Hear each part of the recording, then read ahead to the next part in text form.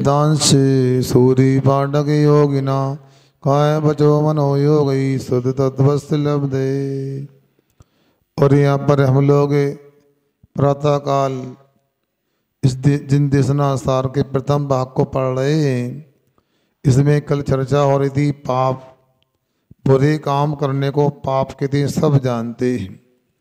और ये भी हमने कहा था ये हमारी बड़ी मोह की विडंबना है। हिंसा को, झूठ को, चोरी को, कुसील को पाप मानते हैं, बचने का प्रयास करते हैं, मगर पांचवा परिग्रह पाप ऐसा है इसको कोई बुरा मानता है ही नहीं। चीटी पे पैर रख जाए तो उसको पापी कहेंगे आप, उससे दूरी बना सकते हैं। वो परिग्रह रखता है तो उससे परहेज नहीं होता है। ये परिग्रह भी अधोगति का कारण है। बहुत आरंभ और बहुत परिग्रह तो छोड़ो, बहुत आरंभ और बहुत परिग्रह के बहाव से नरक आयु का आसरा बंद हो जाया करता है। इसलिए जितना बन सके परिग्रह से दूर रहना चाहिए। क्या परिग्रह के बिना घर का संचालन और श्रावक का जीवन यापन संभव है? पूछा किसी ने। परिग्रह का त्याग करने की बात कर रहे हैं। घर चल सकता है? सुनो, घर में रहकर साधु की तरह पूर्ण परिग्रह त्याग तो असंभव है, परंतु परिग्रह त्याग प्रतिमा भी ग्रहण कर सकता है। किंतु परिग्रह त्याग प्रतिमा भी ग्रहण कर सकता है, अथवा परिग्रह परिमाण व्रत तो अवश्य धारण किया जा सकता है। परिग्रह त्याग प्रतिमा में वस्त्र, शौच उपकरण रखकर शेष परिग्रह का पूर्ण त्याग होता है। परिग्रह परिमाण व्रत में क्षेत्र, वास्तु, हिरण, स्वर्ण, धन, धान, दासी, दास, कुंभवाण, इन 10 की सीमा मर्यादा बनाई जाती है। ऐसा करने से घर संचालित हो जाता है और जीवन यापन भी हो जाता है। देखो ऐसा है, ये तो पक्का है कि घर में रहना है तो कुछ मजबूरियां भी होती हैं, मगर जो मजबूरियां हैं इसलिए घर में रहते हो तो घर में रहो नहीं, घर में रहना पड़े। अंदर में अभिप्राय को सही बनाओ, घर में रहो नहीं, घर में रहना पड़े।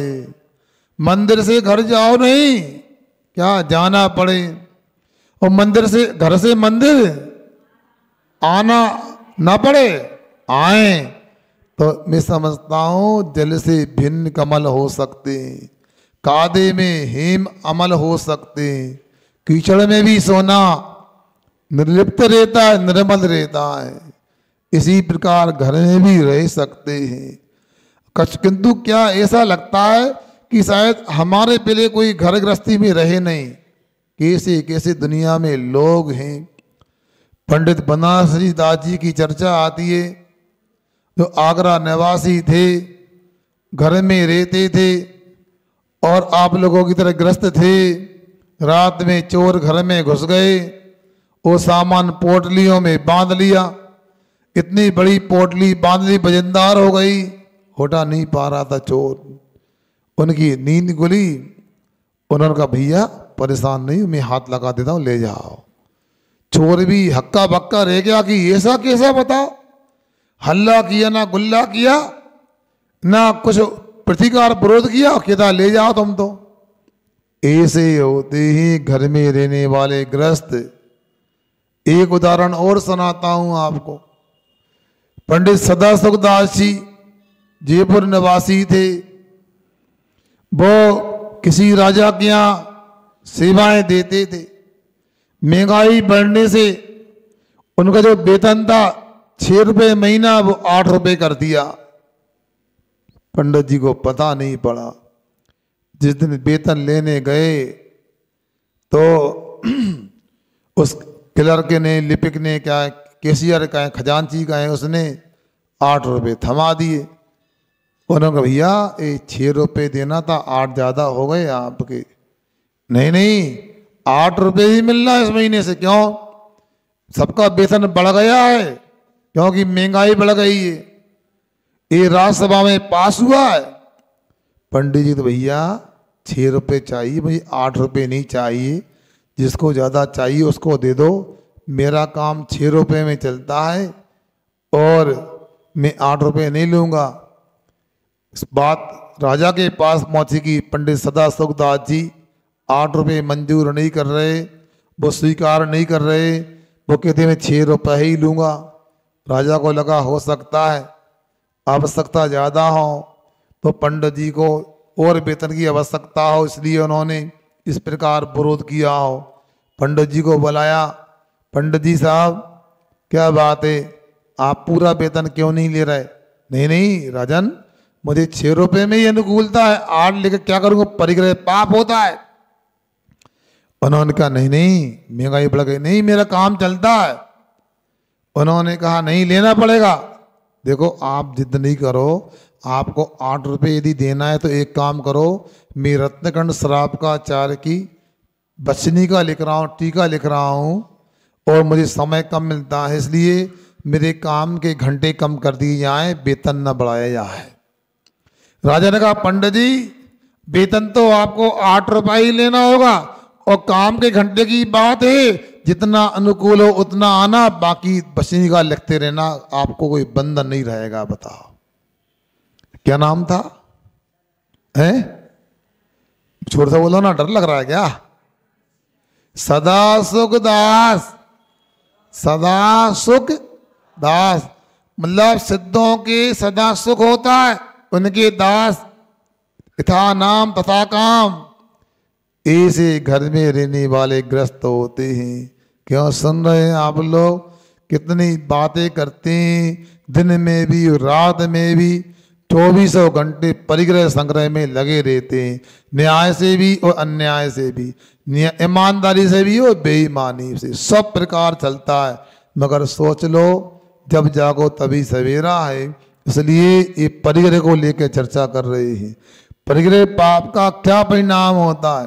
परिग्रह प्राप्त करने में कष्ट होता है, प्राप्त होने पर तृप्ति नहीं होती, आसक्ति बढ़ जाती है और अंत में कठिनाई से वह छूटता है। अधिक परिग्रह वालों के यहाँ छापे पड़ते हैं, धन चला जाता है, जेल तक जाना पड़ता है, नरक का बंद होता है, परलोक में नरक आदि के कष्ट भोगना पड़ते हैं। कैसा लगता होगा दीपक भाई? कल तक जो मंत्री थे, उप मंत्री थे, बड़े बड़े पदों पर थे और जेल के सिकंजों के अंदर है, बताओ उन्हें क्या लगता होगा? बताओ छोटे व्यक्ति को जेल हो जाए तो फिर भी चल जाएगा, ये कोई बात नहीं है, हम तो बाहर भी मजदूर थे अंदर भी मजदूर हैं। मगर बड़ा व्यक्ति बताओ हैं, जिसके परिंदे भी पंख नहीं मार सकते, बताओ हैं, जिनको जेड और बाय सुरक्षा मिलती है सरकारों से, पहले सुरक्षा अधिकारी के तहत मिलती थी और अब सुरक्षा कैदी के रूप में मिलती थी। ये परिग्रह का अंजाम आज ही देखने को मिलता है। बताओ जब तक वो बड़े पद पे सब उसको नमस्कार करते हैं, पूछ परख करते हैं, जेल चला जाए पूछते नहीं है। बताओ ऐसा रहता है। हिंसा आदि पापों में कौन कौन प्रसिद्ध हुए?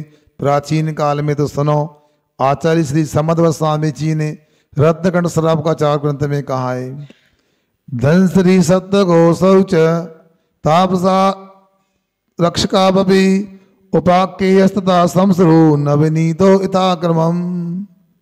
हिंसा पाप में, झूठ पाप में कौन प्रसिद्ध हुए? तो बता रहा है हिंसा आदि पाप के क्रम अनुसार हिंसा पाप में धनश्री, झूठ पाप में सत्यघोष, चोरी पाप में तापसी, कुशील पाप में यमदंड, नामक कोतवाल और परिग्रह पाप में समश्रु नवनीत प्रसिद्ध हुए हैं।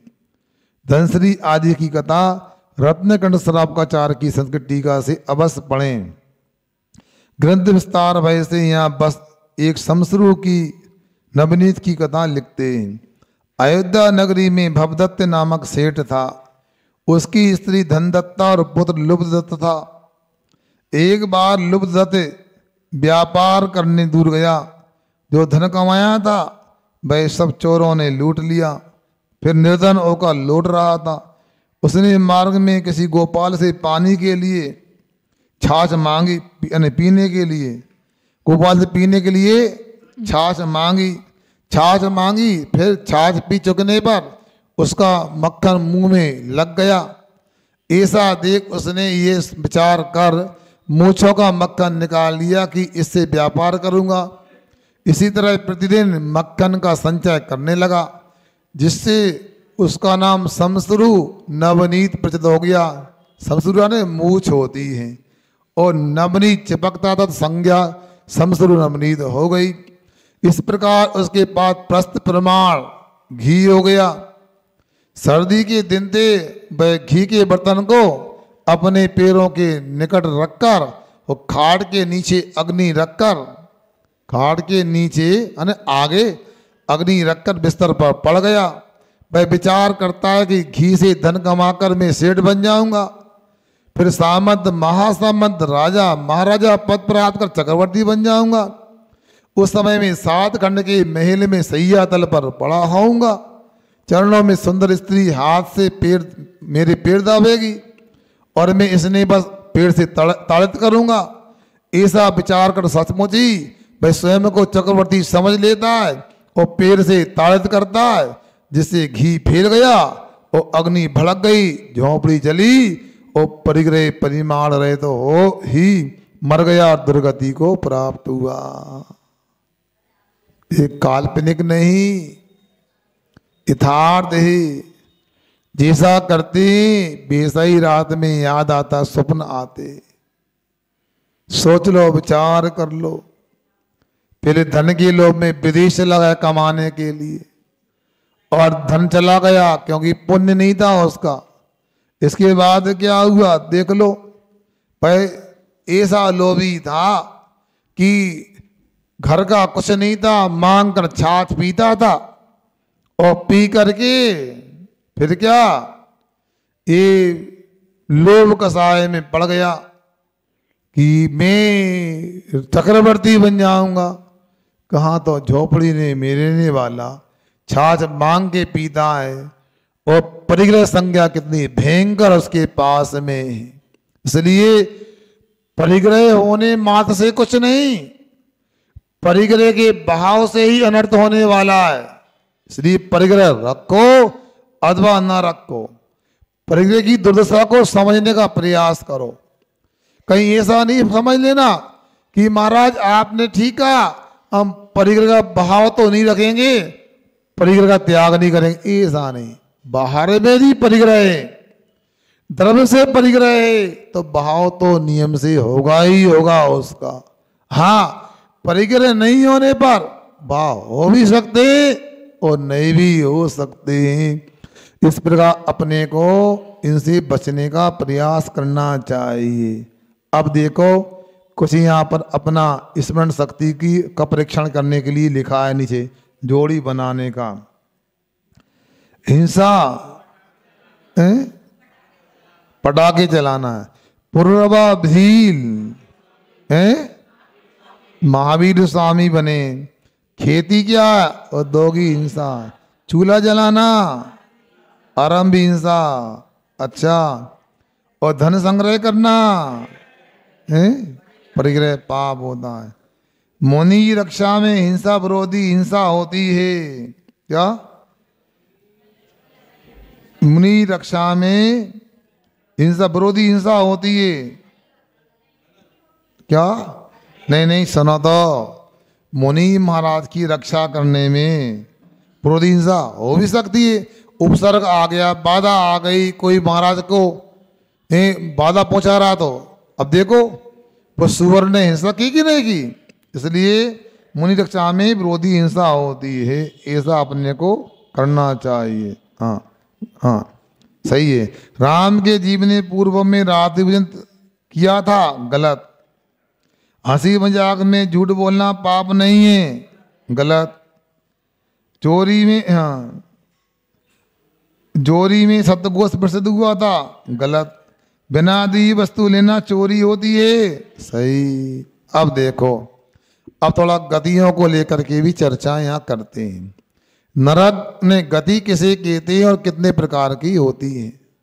गति नाम कर्म के उदय से जीव की अवस्था विशेष को गति गति नाम कर्म के उदय से जीव की अवस्था विशेष का नाम गति कहलाता है।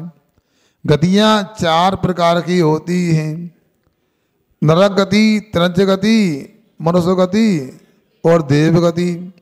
नरक गति कैसे कहते हैं? नरक गति नाम कर्म के उदय से प्राप्त होने वाली जीव की अवस्था नरक गति कही जाती है, अथवा जिसका निमित्त पाकर आत्मा नरक होता है वह नरक गति है।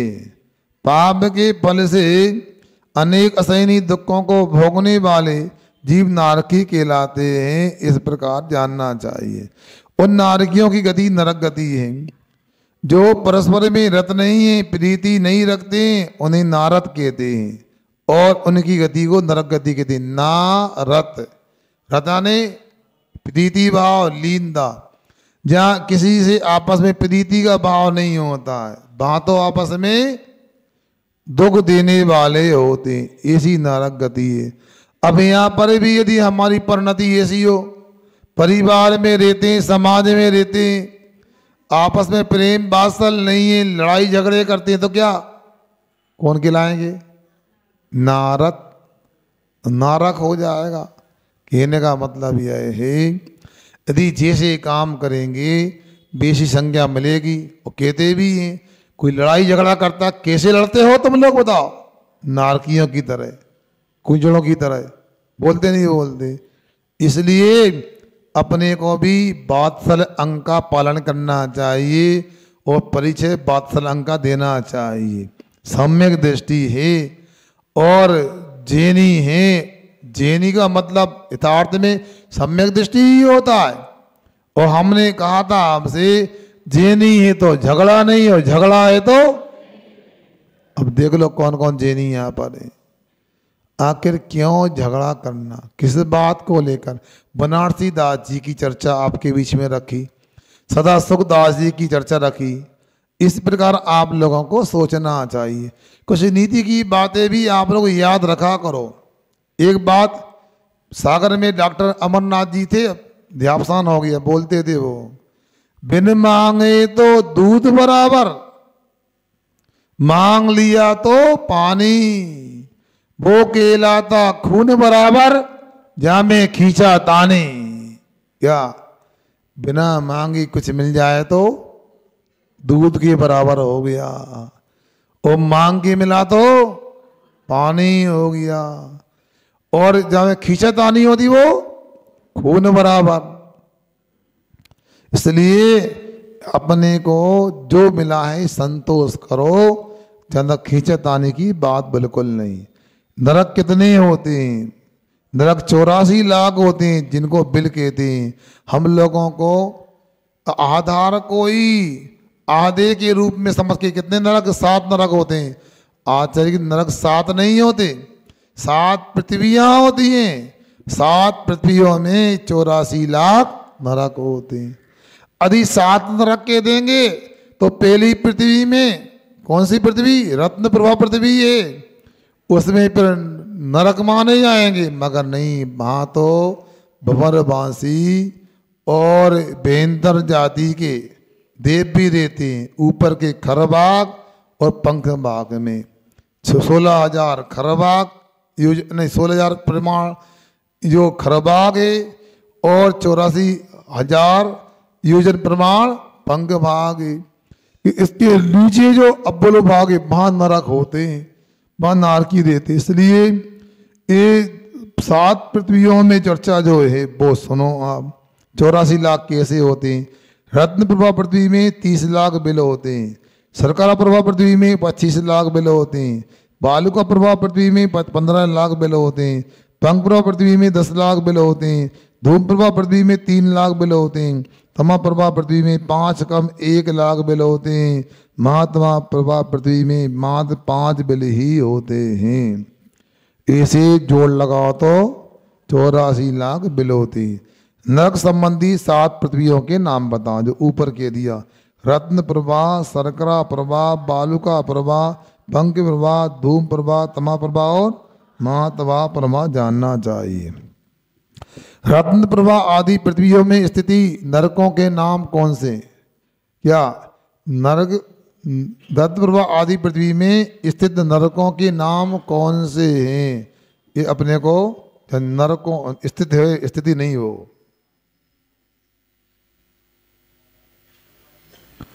रत्न प्रभा आदि पृथ्वियों में स्थित नरकों के नाम क्रमशः धम्मा, बंसा, मेघा, अंजना, अरिष्टा, मगवा और माघवी नाम है। नरक की गति की चर्चा करने का क्या उद्देश्य है? नरक की भयंकर दशा सुनने से जीव को पाप से भय उत्पन्न हो जाता है, जिससे धर्म में बुद्धि स्थिर हो जाती है और भव्य जी अपना कल्याण करने में शीघ्रता करने लगते हैं। इसीलिए नरक गति का यहाँ वर्णन किया है। एक शाम को आपके सवाल कार्यक्रम में प्रश्न आया था, महाराज जी ये बताओ नरक गति में नारकियों को वेदना संबंधन कैसे होता है, या नरक गति की वेदना संबंधन में निमित्त कैसे हो सकती है? तो उसका यही जवाब है, वहाँ जब संबोधन होता है और नरक की वेदना होती है, वेदना का असली कारण पता लगता है। मेरा आशा था वेदनी कर्म का उदय, आशा था वेदनी के आश्रम बंद कैसे हुआ, तो उसे पता लग जाता है मैंने सच्चे धर्म पर श्रद्धान नहीं किया, मैं अच्छे धर्म का मैंने आचरण नहीं किया। इसी का ये खोटा परिणाम है, फल है, ये दुष्फल है कि आज मुझे नरकों में आकर दुखों को भोगना पड़ रहा है। फिर श्रद्धान कर लेता है, अब मैं ऐसी गलती नहीं करूंगा। सोच लो, सम्यक दर्शन हो जाता है। यहाँ पर भी नरक गति की चर्चा करने का इतना ही मकसद है, हमारी धर्म में रुचि हो जाए, हम धर्म करने लगे तो बात बने। नरक गति की विशेषताएं बतलाइए। नरक भूमि को स्पर्श करते ही इतना कष्ट होता है जितना कि 1000 बिच्छुओं के एक साथ डसने पर भी नहीं होता है। बिच्छू काट जिसको काटा वो जानता है, भी हमको तो कभी बिच्छू ने काटा नहीं है। आप लोगों में किसी ने किसी को काटा होगा बिच्छू? क्यों काटा? नहीं काटा, बिच्छू ने किसी को नहीं काटा। बड़े पुण्यात्मा है टारसी वाले, बताओ यार। हैं? एक कहावत है बुंदेलखंडी में, सांप काटे सो रोत नैया। क्या? सांप काटे सोत नैया, नहीं रोत नैया, और बिच्छू काटे सोत नैया। सांप काट लेता तो रोता नहीं, नींद आती है, मूर्छा में चला जाता है, और कहते हैं उसको जगाते हैं कि सो न जाए। सो जाएगा सांप काटने पर तो झेर चढ़ जाएगा, मर जाएगा।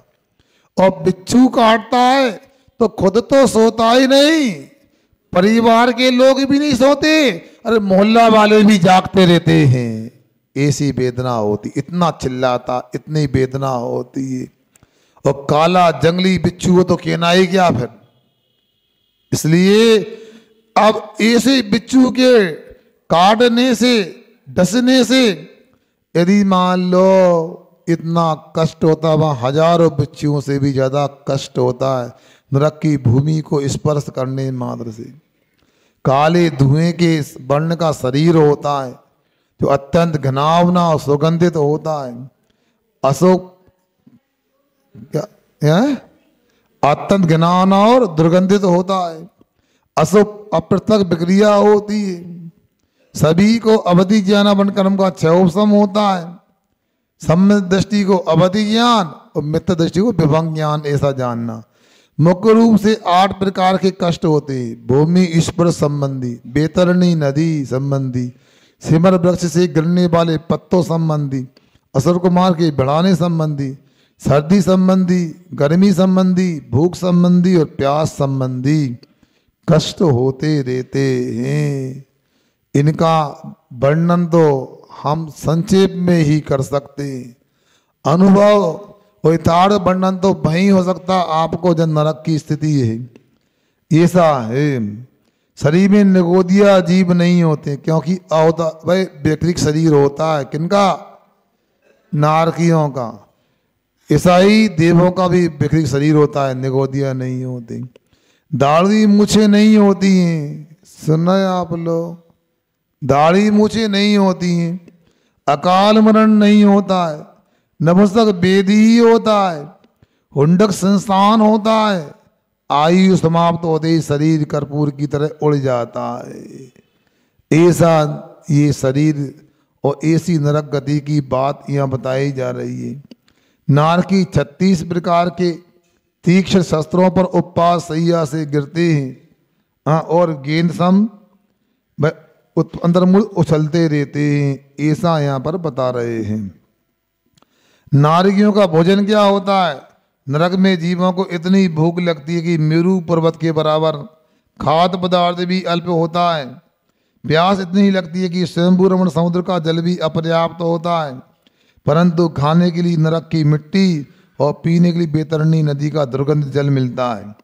नरक की मिट्टी सुअर, कुत्ता, बिल्ली आदि के सड़े शरीर से अनंत गुणी दुर्गंध वाली होती है। क्या यहाँ सुअर कुत्ता मर जाता है ना, फिर कैसी बदबू आती है ना? क्या आती नहीं आती? बदबू आती है, क्या खुशबू आती है? हैं कैसी नाक सकोड़ लेते हैं भगवान, कैसी गंदा रही है वहां, उससे अनंत गुणी दुर्गंध वाली। कहते एक कणिका भी वहां की यहाँ पर आ जाए मिट्टी की, कई योजनों के जीव मर जाए दुर्गंध के कारण। प्रथम पृथ्वी में इतनी अधिक दुर्गंध होती है कि मध्य लोक के 1 कोस तक के रहने वाले जीव मर सकते हैं।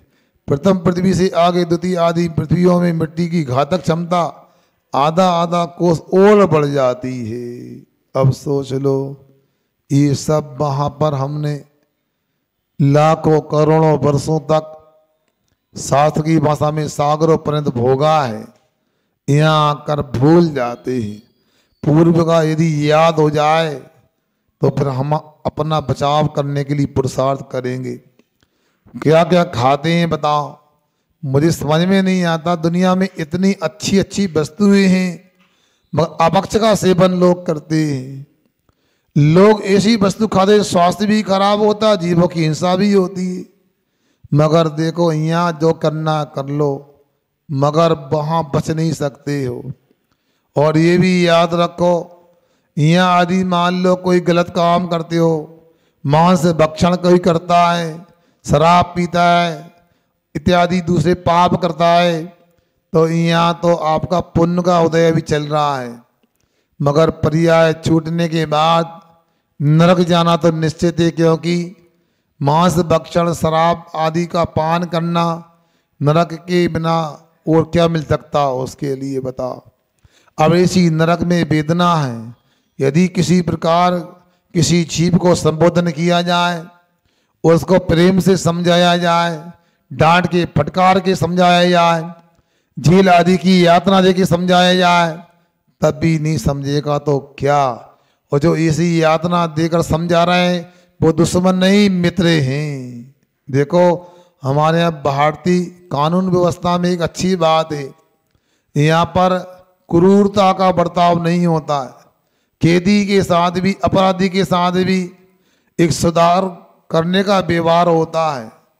हमने कई बार प्रवचन करने के बाबत नरसिंहपुर में सागर में जेल में जाना हुआ। जेलरों ने हमको बताया, महाराज जी यहाँ पर इन लोगों के लिए अनेक प्रकार की कलाएं सिखाई जाती हैं ताकि सजा पूरी होने के बाद अपनी आजीविका, अपने परिवार का भरण पोषण कर सकें। इतना ही नहीं, जेल में वो काम करते हैं, कोई हथकरघा में करेगा, कोई बढ़ई का काम, कोई लाइट फिटिंग का, कोई बिल्डिंग का काम, और भी काम वहाँ करवाते हैं। उनको पारिश्रमिक मिलता है, वेतन मिलता है, उसको परिवार को भेज जाता है। सोचो, मतलब वही बात कल जो मनीष भाई ने पूछी थी कि पापी से घृणा की पाप से घृणा करना चाहिए। वहाँ ये देखने को मिलता है वहाँ पापी से घृणा नहीं हो रही, पाप से घृणा हो रही है, उनके पापों को निकाला जा रहा है। वहाँ हमने कई बातें देखी कि क्या व्यवस्था है, एक तिनका भी नहीं मिलता कचरे के नाम पर, इतनी सफाई वो लगते। उनके रसोई घर को दिखाया, इतना साफ सुथरा चौका तो तुम लोगों का भी नहीं होगा। उनका हमें दिखाया उन लोगों ने, बाकी व्यवस्थाओं को हमको भी दया आई और हमने उनको संबोधन में कहा, देखो भाइयों, आप लोगों ने भी घर छोड़ा है और मैंने भी घर छोड़ा है। क्या कैदियों को संबोधन किया, मतलब उनका घर छोड़ा मतलब छूट गया, वो हमने छोड़ा है। क्या आपने घर छोड़ा है? छोड़ा नहीं है, आपका घर छूट गया है, वो हमने घर छोड़ा है। आपके माता पिता छूट गए, हमने छोड़े हैं। आपने अपने घर के सामान का त्याग आपको करना पड़ा है, हमने त्याग किया है। देखो दोनों लगभग एक से, आप भी घर के त्यागी हो गए, हम भी घर के त्यागी हो गए। आप यहाँ जेल में आके अपने आप को कैदी क्यों मानते हो? अपने आप को अपराधी नहीं मानो। अपराध तो निकल गया, इंसान बनने के लिए तत्पर हो गए आप लोग। तो मैंने उनसे कहा, आप लोग ऐसा मानो हम जेल में नहीं हैं, हम कैद खाने में नहीं, हम तो एक आश्रम में हैं। और हमने कहा देखो आप लोग एक बहन जी से जो यहाँ पर आए थे ना, इनसे रमोकाल मंत्र सीख लेना और रमोकाल मंत्र की जाप किया करो। सागर जेल में आचसी का एक चित्र बनवाया हथकरघा हाल में, तो इनके दर्शन करके इनको याद करके रमोकाल मंत्र पढ़ा करो। और एक नियम ले लो, जब भी जेल से छूटेंगे तो हाँ अपने अपराधों का पश्चाताप करने के लिए, प्रयास करने के लिए ये हमारे गुरु होंगे और आचार्य विद्यासागर जी के पास जाकर के नया जीवन प्रारंभ करना है। और सुनो, जितनी जोर से ताली आपने नहीं बजाई, उनकी ताली बजी पूरे जेल में गूंज गई। और फिर क्या हुआ? फिर हुआ यह है कि ताली अकेली नहीं बजाई, उन्होंने अपनी आंखों से जल निकाल के अभिषेक भी कर लिया। सोच लो, पूरी आंखें गीली हो गई उन लोगों की। बता, कहने का मतलब यह है कि पाप का जो फल मिलता है उससे भी यदि सही मायने में हम चिंतन करें तो उससे भी धर्म के प्रति श्रद्धा उत्पन्न हो सकती है। इसलिए नरक आदि का चिंतन करना, उसकी चर्चा करना भी हमारे कल्याण के लिए है, इसलिए अपने को समझना चाहिए। नारकियों की उत्कृष्ट और जगन आयु कितनी होती है? तो यह बता रहे दत्त प्रभा में 1 सागर की क्या उत्कृष्ट आयु होती है, 10,000 वर्ष की जगन आयु होती है। सरकार प्रभाव में 3 सागर की उत्कृष्ट, 1 सागर की जगन। बालक प्रभाव में 7 सागर की उत्कृष्ट, 3 सागर की जगन।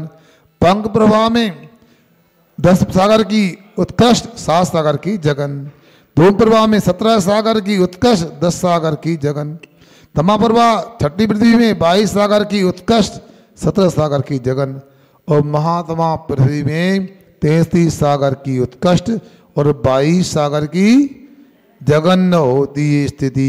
इतने समय तक सोच लो, नरक के दुखों को भोगना पड़ता है। इसलिए है 1 सागर कितना होता? गणित शास्त्र के विद्यार्थी पूछ रहे हैं हमसे, 1 सागर कितना होता है? वो वाला सागर नहीं, खुरई के आगे दमोह के पहले वाला। ए सागर गणित की एक सर्वोत्तम इकाई जैन गणित में। अब मैंने पहले बताया, ताजा कर लेना आप लोग, ये भाई नहीं आया होगा उस समय। हमने ये कहा था हिमालय पर्वत का सबको परिचय है। एक चिड़िया हिमालय पर्वत पर जाए, अपनी चोंच से मिट्टी खनन करे और समुद्र में डाल के आए, फिर 100 वर्ष के बाद चिड़िया जाए और मिट्टी खनन करे, समुद्र में डाल के आए, फिर 100 वर्ष के बाद चिड़िया जाए, वो चिड़िया नहीं, वो तो मर जाएगी, 100 वर्ष की उम्र थोड़ी उसकी होगी। था नई चिड़िया जाए, मिट्टी खोदे और समुद्र में डाल के आए। ऐसा करते करते जितने वर्षों में वह हिमालय पर्वत अपने जमीन के बराबर आ जाएगा, उतने समय का, उतने वर्षों का नाम 1 सागर होता है। अब कई लोग ऐसे ऐसे कर रहे हैं, मतलब विश्वास तो नहीं हो रहा उन लोगों को। आपको भी नहीं होगा, आपकी गणित में अलग कहानी है, कैसे विश्वास होगा? पहले विश्वास भगवान पे करो, जो भगवान कहते सच ही कहते, वो सच के अलावा कुछ नहीं कहते। अरे महाराज जी, हम कैसे विश्वास करें?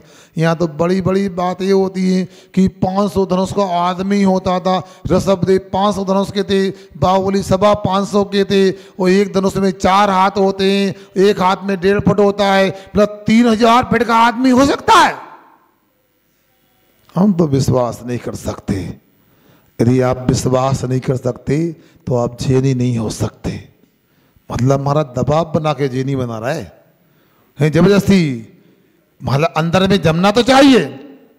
सुनो भाई साहब, यदि शास्त्र पढ़ने का समय है तो बहुत अच्छा, यदि नहीं पढ़ते तो राहुल भाई आपने कल ही परसों का दैनिक भास्कर पढ़ा होगा, उसके पिछले पन्ने पर 3-4 फोटो बने हुए हैं, आज निकलवा के देखना। उसमें आया है अमेरिका में एक कोल माइंस में कोयले की खदान में खुदाई हुई, और वहाँ पर 40 फुट लंबा हाथी का दांत मिला है। कितना लंबा? हाथी नहीं, हाथी का दांत मिला। अब हाथी कितना लंबा चौड़ा होगा बताओ, सोच लो। भूगर्भ विज्ञानकों ने उसको लगभग 1 लाख साल पुराना बताया है। अब आप लोग विचार कर लो, ये जैन धर्म में नहीं कहा, ये जैन धर्म को पुष्ट किया है। कई जगह गोष्ठियां होती, कॉन्फ्रेंस होती हैं विज्ञान और जैन धर्म को लेकर के, या वितरक विज्ञान वर्से मॉडर्न साइंस है, उसको लेकर तुलना होती है। और क्या करते हैं लोग, आज की मॉडर्न साइंस को, विज्ञान को कसौटी बनाते हैं और जैन धर्म को कसते हैं। बिल्कुल गलत, कभी गलती नहीं करना। ऐसी कॉन्फ्रेंस में, गोष्ठी में कभी नहीं जाना। क्या करना, हम जैन धर्म को कसौटी बनाएं और आज की विज्ञान को कसें। जो कसौटी में खड़ा उतरे वो ही आज के वैज्ञानिक की बात माने तो सही जैनी सम्यक दृष्टि की लाएंगे। क्योंकि वैज्ञानिक लोगों को जो पता लग जाता है उसको स्वीकार कर लेते, नहीं लगता तो कल्पना मानते। निसंग भाई, आपका जो गणित है बहुत छोटा है। हमारे यहाँ जैन धर्म में एक महावीराचार्य हुए हैं, बहुत बड़े गणितज्ञ हुए हैं। देखो, पता लगाओ कैसा जैन गणित होता है। आज के गणित में गिनती 1 से प्रारंभ होती संख्या। क्या दीपक, गिनती कहां से करते हैं? 1 से। जैन धर्म में ये नहीं होता, जैन धर्म में 2 से संख्या प्रारंभ होती है। 2, 3, 4, 5, 6 ये सब पढ़ते हैं, 2, 3, 4, 5 पढ़ते हैं। ये हमारा जैन धर्म है, अपने को इस पे गौरव होना चाहिए। दुनिया में जो नहीं वो हमारे जैन धर्म में है। जो कलाएं दुनिया के पास नहीं, जैन धर्म में हैं और रही हैं। तो इसलिए आप लोगों को इस प्रकार इन विषयों को अंदर से आत्मसात करना चाहिए। तो समझ में आ गया, एक सागर कितना बड़ा हुआ है? असंख्यात वर्षों का ये कहें। एक बार की बात सुनाता हूं आप लोगों को। एक कोई हंस पक्षी था और वो सुनो, मानसरोवर से, समुद्र से आया उड़ के, और अचानक प्यास लग आई, पानी पीना था, मिल नहीं रहा था। उसने एक गड्ढे को समझा कि एक गड्ढा है, पानी भरा होगा। इतार्थ में वो गड्ढा नहीं, अपनी भाषा में कुआं था। तो नीचे उतरा तो देखा पानी सचमुच में है। तो कुआं में अंदर उतर गया। अंदर कुआं में उतरा तो वह टर्राने वाला व्यक्ति मिल गया। कौन था? मेढक मिल गया। बड़ी तकलीफ, तुम कौन हो, कैसे आ गए? ये तो हमारा स्थान है, हमारा घर है। अरे भाई, आपका घर है मैं मानता हूं, मगर मुझे प्यास लगी, थोड़ा पानी पी लेने दो। पैसे नहीं पियोगे आप, पहले बताओ कहां से आए, कौन हो? बड़ी समस्या अभी बंटी भाई, क्या करें? पूरा परिचय गला सूखा जा रहा है, परिचय कैसे दें हम? फिर भी सज्जन था, हंस था। उसने कहा मैं समुद्र से आया हूं, हैं समुद्र क्या होता है? अब जिसने कुएं की चार दीवार से ऊपर उठाई नहीं, कुएं से बाहर निकला नहीं, सही में उसे क्या मालूम समुद्र क्या होता है? इसे मान लो कोई इटारसी से बाहर नहीं गया, इटारसी की सीमा से बाहर कदम नहीं रखा, उसे कहो नागपुर भोपाल, क्या नागपुर? ये नागपुर है क्या? अरे ये नहीं भैया, ये तो नाक है, हैं? तो क्या समझेगा?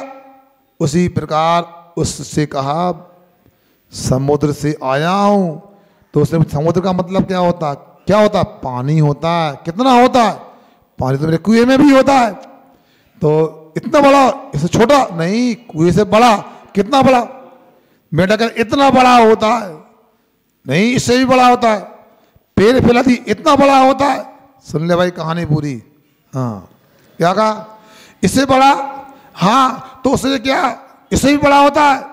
मेंढक को लगा कि हाथ भी लंबे कर दिए कि इससे बड़ा, पैर भी लंबे कर दिए इससे बड़ा, वो लेट गया साष्टांग, इतना बड़ा होगा। भैया परेशान मत हो, समुद्र बहुत बड़ा होता है, आप नहीं बता समझ पाओगे। उससे गुस्सा आ गई मेंढक को। जितू उसने चिल्ला के बोला, हाथ पसारे पैर पसारे और पसारा गात, इससे बड़ा समुद्र केन सनन की बात। क्या? केन सन मतलब कुएं का मेंढक था, इसलिए कूप मंडूक जो होते ना, कूप मंडूक ऐसे ही होते, स्वीकार नहीं करते। जैन धर्म में जो जो कहा गया है, जो समझ में आता है उसको तो अपने को स्वीकार करना ही है, जो समझ में नहीं आता उसको भी बिना कान फड़फड़ाए, बिना नाड़ हिलाए स्वीकार करने वाला ही सम्यक दृष्टि है। ये आप लोगों को समझना है। जो कूप मंडूक होते हैं उन्हें जैन धर्म समझ में नहीं आएगा, इसलिए मैंने आपको बता दिया सागर कितना बड़ा होता। आगे चलते हैं। नार के जीव कहाँ क्या प्राप्त करते हैं और क्या नहीं प्राप्त करते हैं। सभी नारकियों को जिन दर्शन का सौभाग्य नहीं मिलता, किसी को चतुर्थ गुणस्थान से आगे के गुणस्थान नहीं मिलते हैं, तीसरे नरक से आगे देवों के द्वारा भी धर्मोपदेश नहीं मिलता है, ऐसा जानना। हाँ, सातवें नरक में नारकी मिथ्यात्व के साथ गमन और आगमन करते हैं। मतलब जब उत्पन्न होंगे सातवें नरक में तो मिथ्यात्व होगा, मिथ्या दृष्टि होंगे, और मरेंगे तो मिथ्या दृष्टि होंगे। बीच में समाधान हो भी सकता है और नहीं भी हो सकता है। हाँ, तीर्थंकर की सत्ता वाले नारकियों को अंतिम 6 मायों में देवों द्वारा वज्र का पाठ प्राप्त होता है, अर्थात वज्र का पाठ की चारों तरफ से रचना की जाती है। क्या? यहाँ पर भी सीनियर जो कैदी होते हैं ना, उनको कुछ जिम्मेदारियाँ दी थी, उनको कुछ सुविधाएं मिल जाती हैं, अच्छा काम होता है, उनकी सुनो डायरी अच्छी होती है, तो उनको बेशक प्रताड़ना नहीं मिलती जैसी नए कैदियों को मिलती है, खूंखार कैदियों को मिलती है। और बहुत सारी बातें हमने पूछी। पहले तो भूखा रहना पड़ता था, अभी जेलर ने हमको बताया, एसपी साहब ने बताया हमको कि वहाँ ऐसा भी नहीं होता है। यदि हमारा होशंगाबाद जाना होगा तो हो सकता आपको भी जेल मिल जाए जाने को। अरे अपराध के लिए नहीं, देखने के लिए। तो सुनो, तो क्या, तो वहां पर बताया एक कैदी को 235 ग्राम ही अनाज मिलता खाने को। हम कहा भैया इससे तो पेट भरेगा नहीं। बोलते हैं महाराज जी आप चिंता ना करो, आपस में एडजस्ट कर लेते, भूखा कोई नहीं सोता, भरे पेट मिलता है। सोच लो उन लोगों की स्थिति ये है। वहां पर क्या अच्छे कैदियों को जैसे कुछ छूट मिल जाती, वैसे ही यहाँ के ना है। तो तीर्थंकर की सत्ता होती है, 6 महीना पहले उनकी सुरक्षा हो जाएगी, मारना काटना नहीं होता है, शांति मिल जाती, वज्र का पाठ हो जाता है। नारकी मरण कर बलदेव प्रतिनारायण नारायण चक्रवर्ती नहीं होते हैं। विशेषता देखो, तीर्थंकर तो हो सकते हैं मगर ये बलदेव चक्रवर्ती प्रतिनारायण मतलब 63 सलाह का प्रसव तीर्थंकर अकेले हो सकते हैं बस। प्रथम द्वितीय और तृतीय पृथ्वी के नार के जीव तीर्थंकर हो सकते हैं। चौथी आदि पृथ्वी के नार के जीव तीर्थंकर नहीं हो सकते हैं। 5वीं आदि पृथ्वी के नार के जीव श्रमचरीरी नहीं हो सकते, मोक्ष नहीं जा सकते। छठी आदि पृथ्वी के नारकी जीव मुनि नहीं बन सकते हैं, और सातवीं पृथ्वी के नारकी जीव मनुष्य नहीं हो सकते हैं। ऐसा जानना चाहिए, ये विशेषताएं हैं। आगे थोड़ा और देख लो। नरकों में हमेशा अशुभतर लेस्या, अशुभतर परिणाम, अशुभतर शरीर और अशुभतर विक्रिया होती है। नारकियों का जन्म औंधे मुख होता है। नारकी विक्रिया से अच्छा रूप बनाना चाहें तब भी वह असंभव ही है, ऐसा जानना चाहिए। यहाँ किस कर्म के करने से नरक में उत्पन्न होते हैं और क्या फल मिलता है, कर्म और उनके परिणाम निम्नलिखित हैं। शराब आदि पीने का, सुनो, शराब आदि पीने का परिणाम नरक में उबलता ताम रस पिलाया जाता है। हाँ, मांस खाने का फल नरक में स्वयं का मांस निकालकर रक्त भींगा स्वयं को ही खिलाया जाता है। परिस्थिति सेवन का परिणाम भयंकर तपती लोहे में ही पुतलियों से चिपकाते हैं और जलती हुई आग में फेंक देते हैं।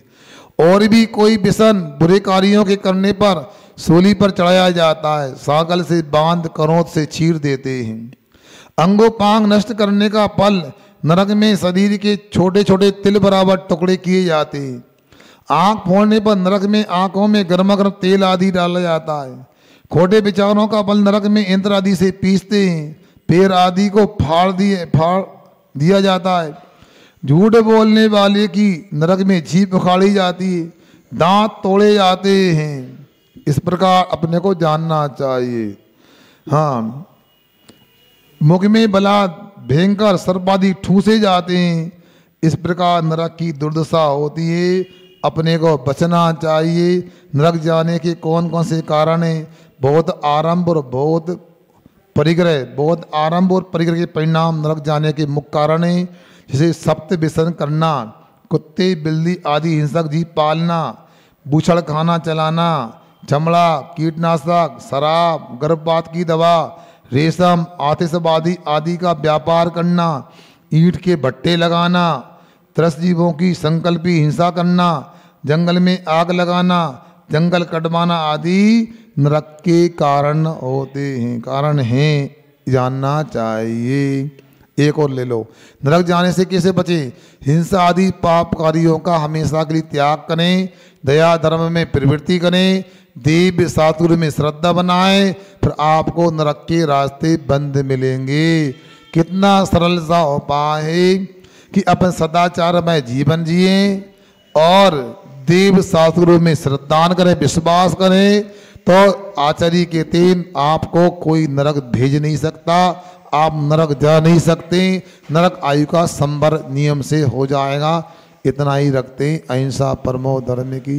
और सनातन, एक मिनट भैया।